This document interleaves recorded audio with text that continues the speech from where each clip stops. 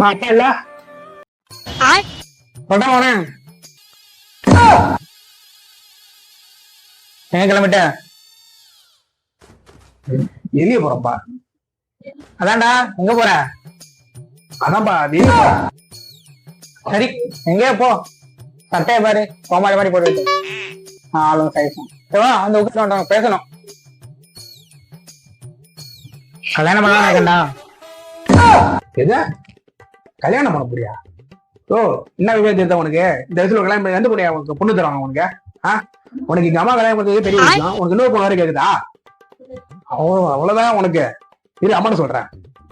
மா டேய் டேய் எனக்கு வேண்டாம் கல்யாணம் உனக்கு வேண்டாம் உட்காண்டா அம்மாக்கா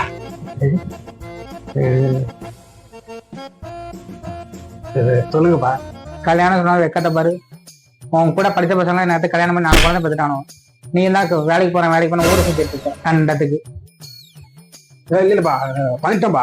கொஞ்ச நாள் வேலை வந்துடும் வந்தோடனே வேலைக்கு போடுவோம்ப்பா.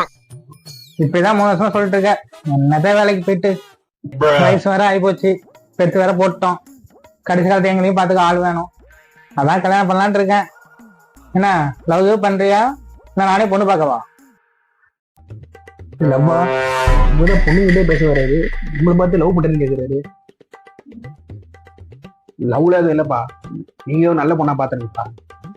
லவ்வும் இல்லையா போச்சு போ அவ்வளவுதான் லவ் பண்ணியிருந்தாலும் ஏதாவது பொண்ணை கூட்டு வந்திருப்ப கல்யாணம் பண்ணிக்கலாம் பார்த்தேன் வேற வழியும் இல்லை நான் தான் பொண்ணு தேடி ஆகணும் போல சரி பொண்ணு பாக்குறேன் என்ன மாதிரி பொண்ணு வேணும் எதாவது எதிர்பார்ப்பு வச்சிருக்கியா? நல்ல படிச்ச பொண்ணா இருக்குப்பா. நல்லா வேலைக்கு போற பொண்ணா இருக்கு. அப்புறம் பாத்தீங்கன்னா பொண்ணு நல்லா அழகா வடிவமா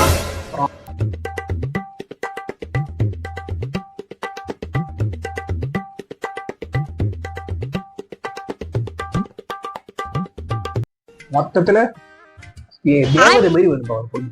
உனக்கு கேள்வி கிடைத்தப்பல வேலைக்கு போய் உனக்கு பொண்ணு பார்க்காம பார்த்தா எப்படி உங்களுக்கு தேவதை மாதிரி பொண்ணு வேணுமா?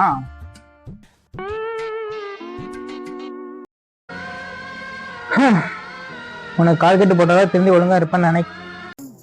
சரிம்மா நான் வெளியே போயிட்டு வந்துடுறேம்மா.